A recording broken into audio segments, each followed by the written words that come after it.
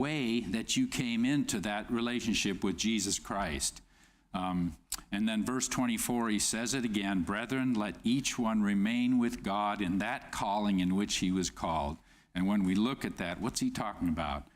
Did you come into being a Christian while you were married? Stay that way. Did you become a Christian, in any of these ways? But he's talking about, or did you come unmarried? Stay that way. Now, he's going to talk a little more about that. So don't. Well, let me put it this way. I was talking with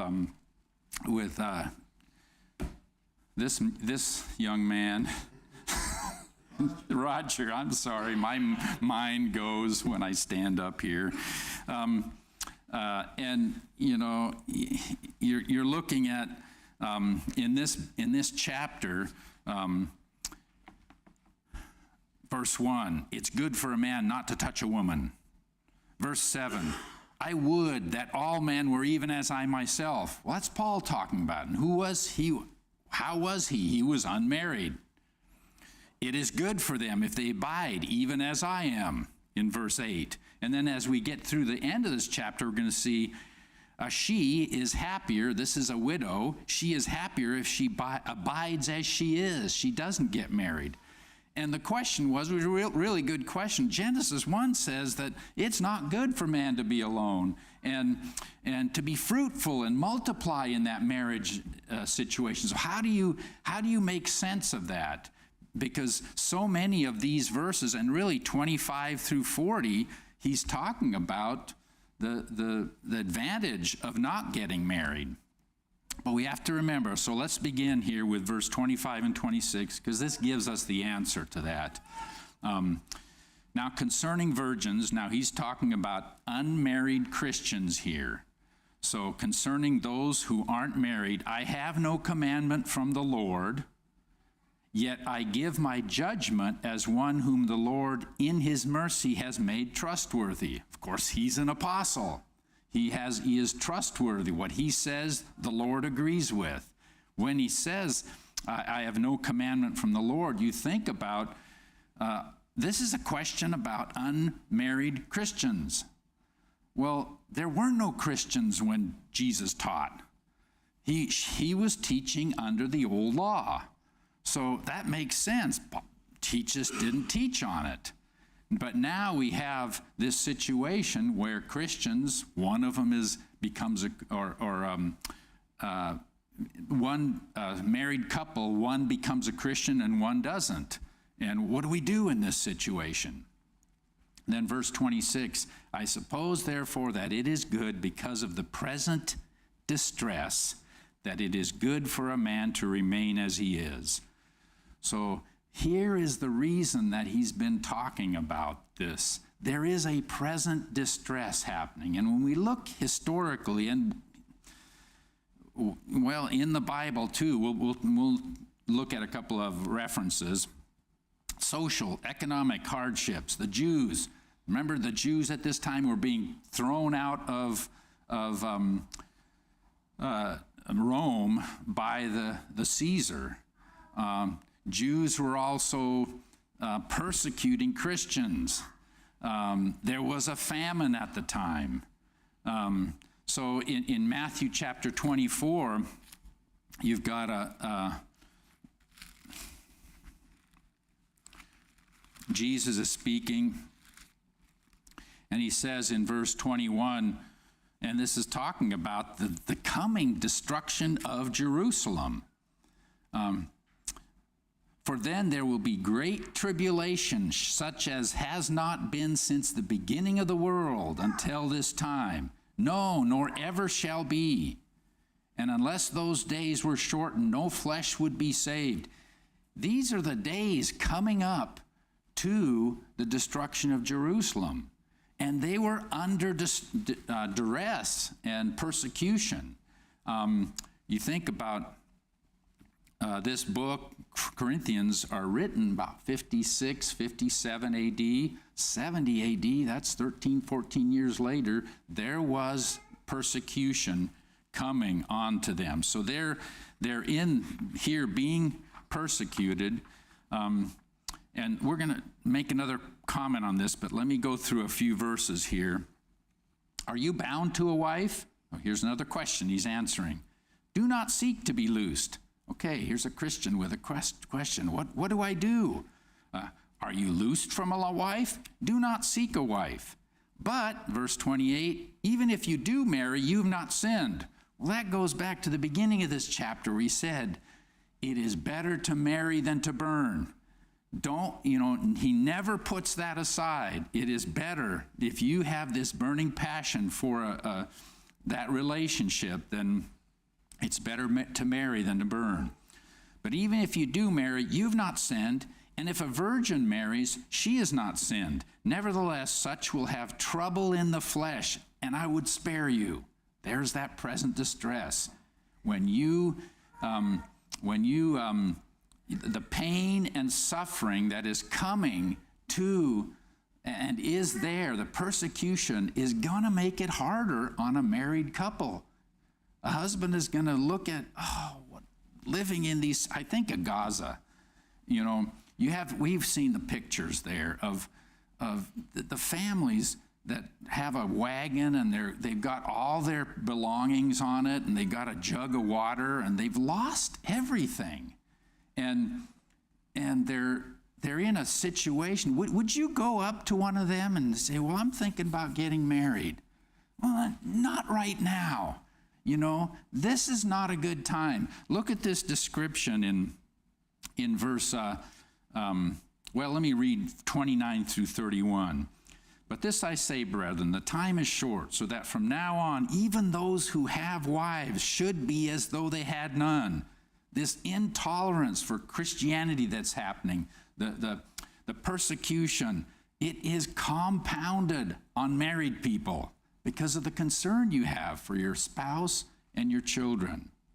Verse 30, those who weep as though they did not weep, those who rejoice as though they did not rejoice, those who buy as though they did not possess, and those who use this world as not misusing it. For the form of this world is passing away. He's telling them things are changing.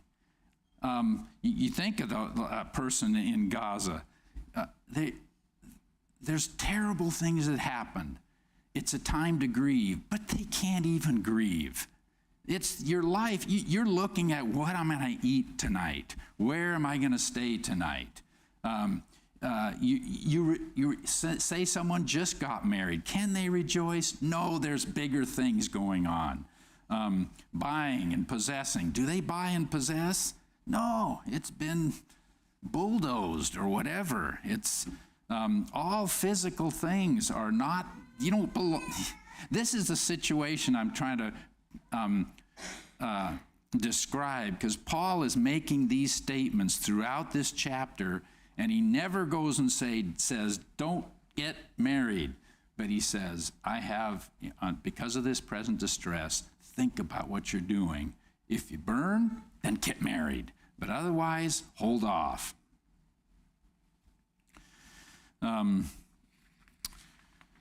Verse 32, but I want you to be without care. He who is married cares for the things that belong to the Lord, how he may please the Lord. But he who is married cares about the things of the world, how he may please his wife. There is a difference between a wife and a virgin. The unmarried woman cares about the things of the Lord, that she may be holy both in body and in spirit. But she who is married cares about the things of the world, how she may please her husband. A married man is divided that way. A married woman is divided that way.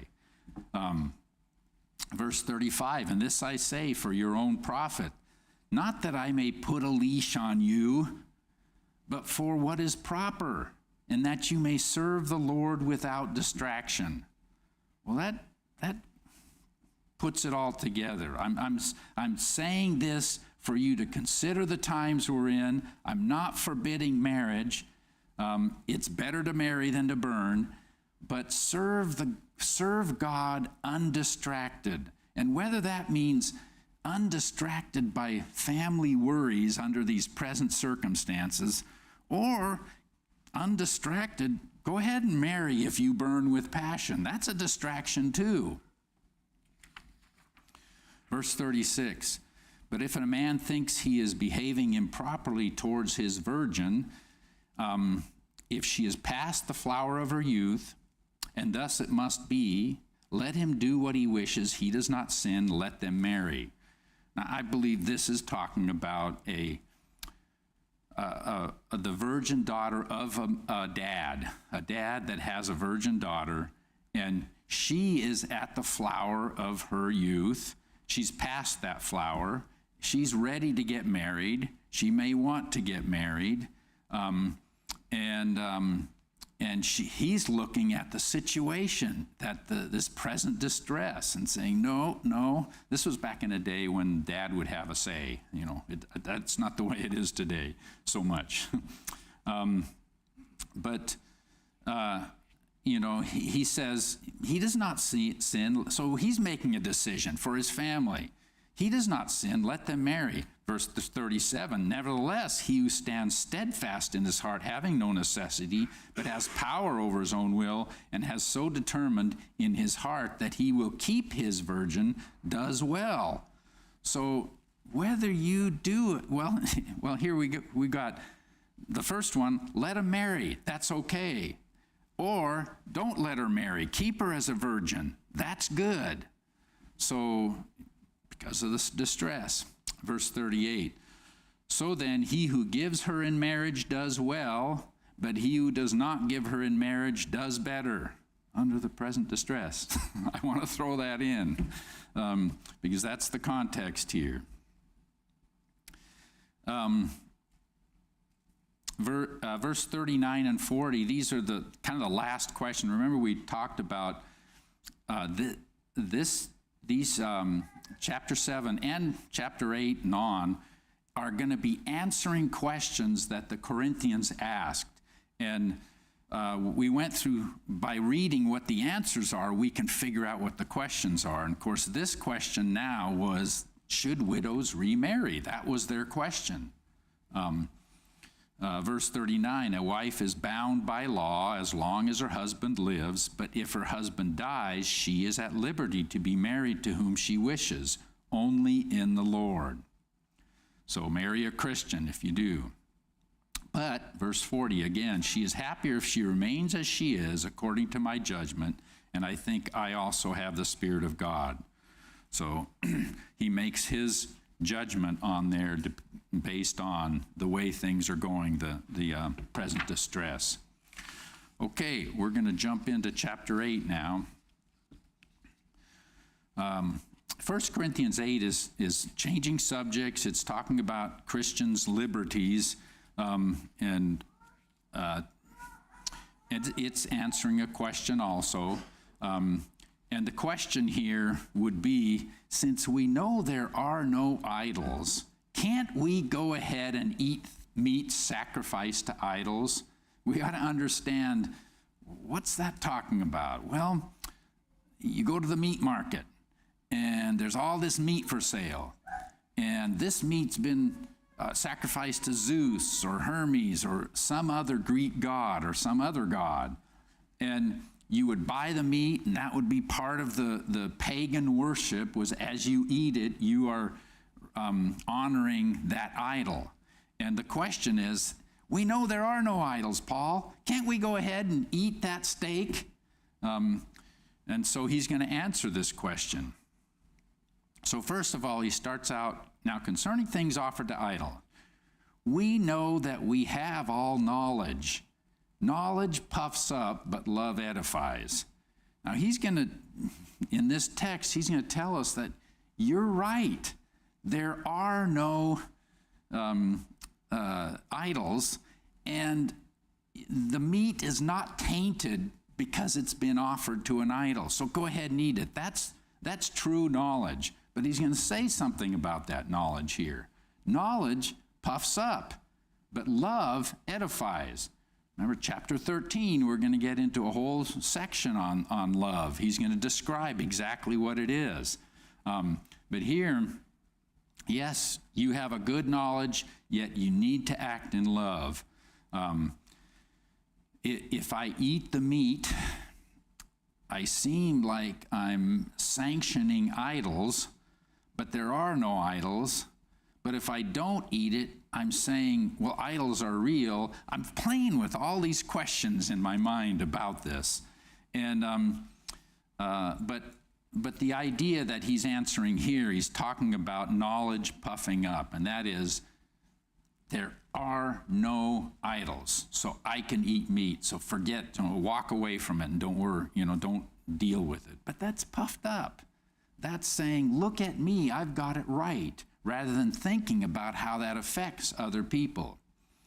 Knowledge, we can see how it puffs up. I think of, like, in academia, sometimes you see teachers that are puffed up, that knowledge, they have knowledge, but it's all about them, not about others. Scientists, sometimes that way. Engineers, potters, whatever you get into. We have meetings with potters, and there's potters that have a lot of knowledge.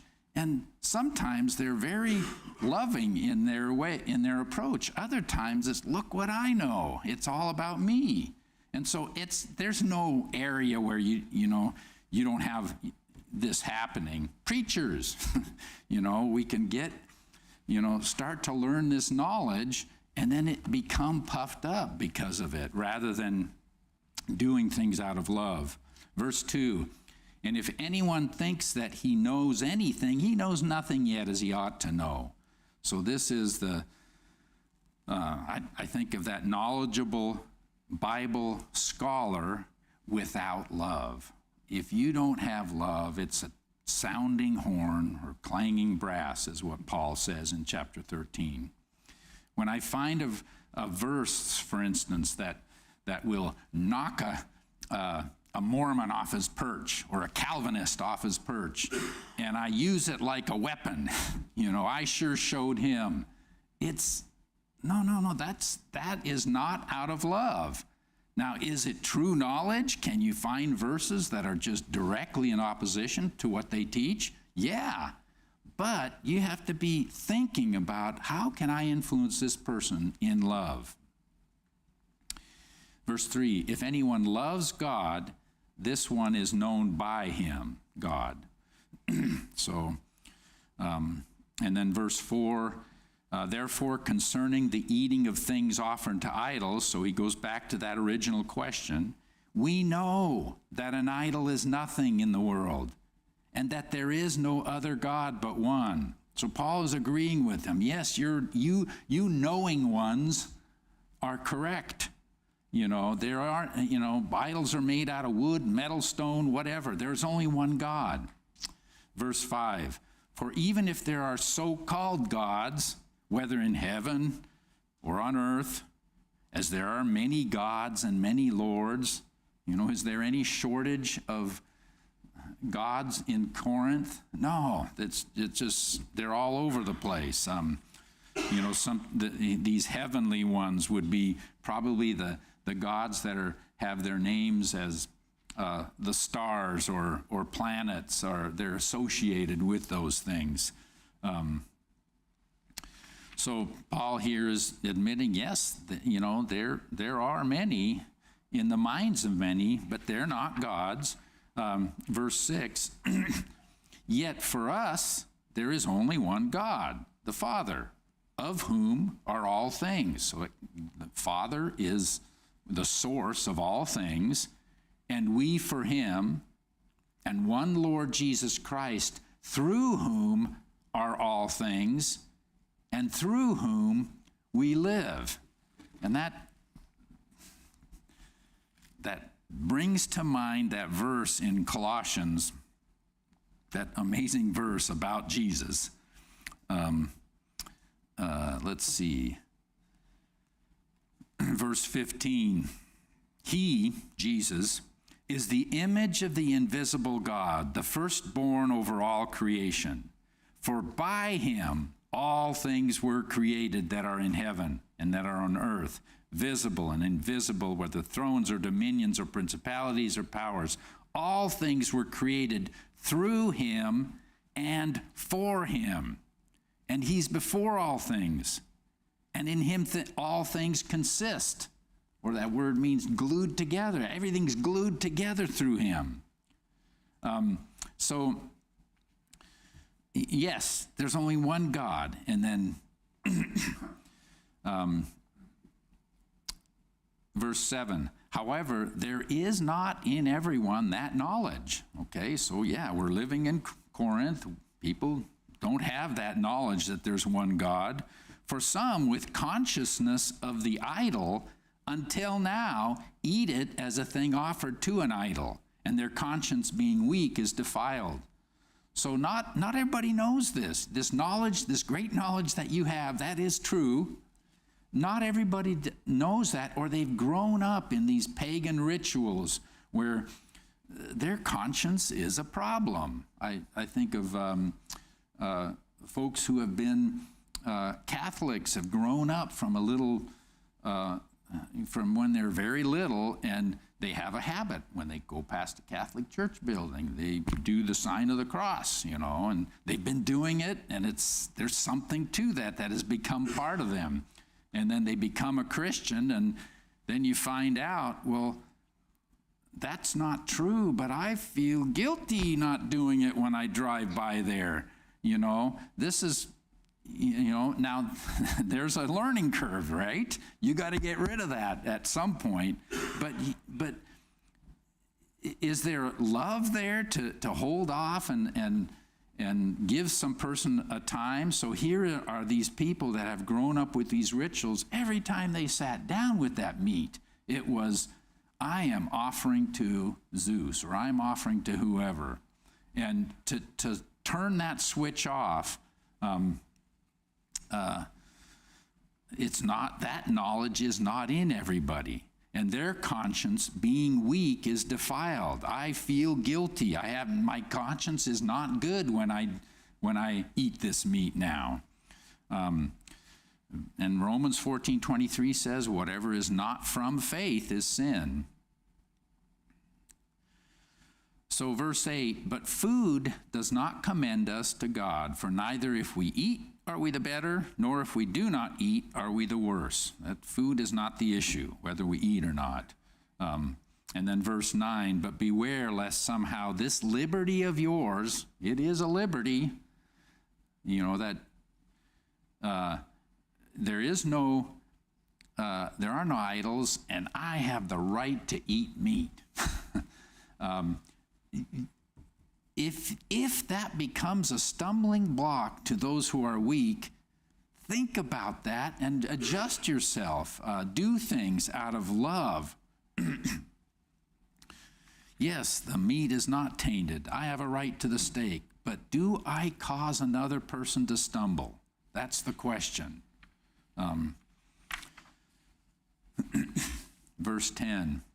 For if anyone sees you who have knowledge eating in an idol's temple, will not the conscience of him who is weak be emboldened to eat those things offered to idols? So I can cause by my actions, which are based on true knowledge, I can, in demanding my rights, I can turn a young Christian away, or back to his pagan ways. Oh, well, if Roger does it, why not? I could do it. He's a good guy.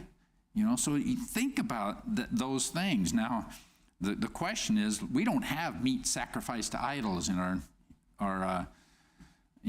town, in our time right now, but what is it? And what are things? We just have to think of how we affect other people. And you're looking at me like I have some, and I don't have any, of those things. I thought of a few, but, when we went through masking, whether to mask or not, forget about, the right you have. What was the best thing to do in thinking about your brethren? And there's some conclusions you can come to. You can do something to stand up for my right to whatever, not wear a mask. I have a right not to. But how does it affect other people? There's a reason to think about those things. I don't want to open the door to others. But it's just to have that thought in our mind to be thinking about, yes, I can have knowledge, but don't use that knowledge like a weapon. How can I use that in a loving way? Verse 11, and because of your knowledge shall the weak brother perish for whom Christ died.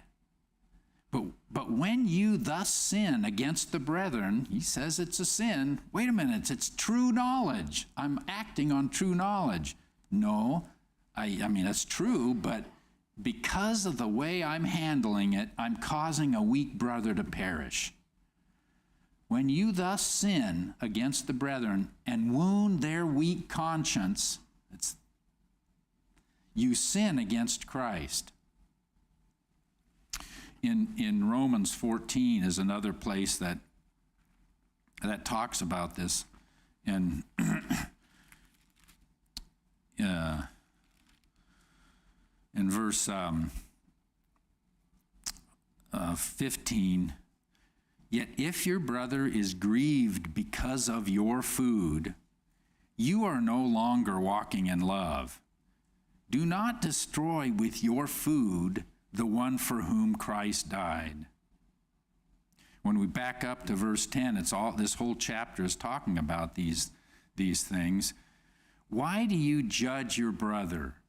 Or why do you show contempt for your brother? For we shall all stand before the judgment seat of Christ. So in our knowledge, in the knowledge that we possess, and the liberty that we have, make sure love is in there. You're not judging your brother. You're not despising your brother because of the path they take. Verse 13, therefore, if food makes my brother stumble, I will never again eat meat, lest I make my brother stumble. That's the point to which we take it to. If I have a right that I feel I have as a Christian, if it makes my brother stumble, give it up. I don't need it. Just leave it. Sometimes the Lord's church puts a lot of emphasis on knowledge, and it should. I mean, that's where we find out what the Lord wants us to do, and to have that good knowledge, it builds our faith. But it's just we may have a greater problem because of that in acting in love, because when you get knowledge, you get a little cocky sometimes and think, oh, I know a lot. And we forget love, and we want to proclaim the knowledge, and we forget about love.